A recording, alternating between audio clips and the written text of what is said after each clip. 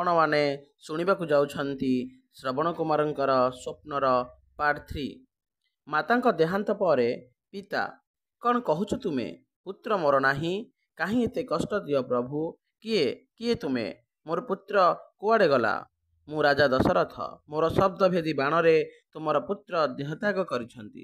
ମୋର ଭୁଲ ବଶତଃ ଶବ୍ଦଭେଦୀ ବାଣ ପ୍ରୟୋଗ କରିଥିଲି। ଭାବିଲି କୋଉ ଗୋଟିଏ ହରିଣ କୁଳୁ କୁଳୁ ହୋଇ ନିଜର ତୃଷ୍ଣା ନିବାରଣ କରୁଅଛି। ପିତା, ମୂର୍ଖ ତୁମେ ରାଜା। ଯେଉଁଭଳି ଆମେ ସନ୍ତାନ ବିୟୋଗରେ କଷ୍ଟ ପାଉଛୁ, ତୁମେ ସେହିଭଳି ନିଜର ପୁତ୍ର ଥାଇ ମଧ୍ୟ ତୁମେ ଭାବି ଭାବି ଦେହତ୍ୟାଗ କରିବ, ଏହି ଅଭିଶାପ ଦେଉଅଛି ମୁଁ।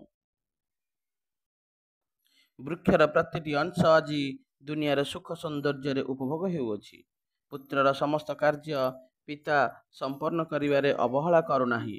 ମା ଦୁଃଖ କଷ୍ଟ ପାଇ ପିଲାଙ୍କର ସ୍ୱପ୍ନକୁ ସାକାର କରିବା ପାଇଁ ପ୍ରାଣପଣେ ଚେଷ୍ଟା କରୁଛନ୍ତି। ପ୍ରକୃତି ନିଜର ସମସ୍ତ ପଦାର୍ଥ ଅନ୍ୟର ମଙ୍ଗଳ ପାଇଁ ଦାନ କରୁଅଛି। ହେଲେ ସନ୍ତାନ ସନ୍ତତି କାହିଁକି ପିତାମାତାଙ୍କ ବୃଦ୍ଧ ଅବସ୍ଥାରେ ଭାର ଭାବି ବୃଦ୍ଧାଶ୍ରମରେ ଛାଡ଼ି ଦେଉଛନ୍ତି? ତାହା କ'ଣ ଠିକ୍? ଆମେ ଶ୍ରବଣ କୁମାରଙ୍କର ସ୍ୱପ୍ନର କାହାଣୀ ଶୁଣିଲେ, ହେଲେ ସେ ସିନା ତାଙ୍କର ସ୍ୱପ୍ନ ପୂରଣ କରିପାରିଲେ ନାହିଁ।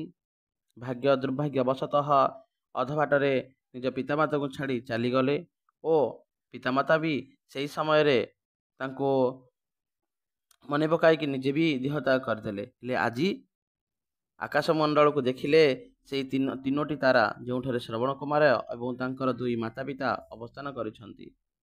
ଆମେ ତ ନିଜ ବାପା ମାଙ୍କର ସ୍ୱପ୍ନକୁ ପୂରଣ କରିପାରିବା। ଆମେ ଆଜି ଶପଥ ନେବା, ପିତାମାତାଙ୍କ ସେବା ଓ ଦର୍ଶନୀୟ ସ୍ଥାନକୁ ପରିଭ୍ରମଣ କରାଇବା। ନିଜ ବାପା ମାଙ୍କର ବୃଦ୍ଧାବସ୍ଥାରେ ସ୍ୱପ୍ନକୁ ସାକାର କରିପାରିବା। ଧନ୍ୟବାଦ।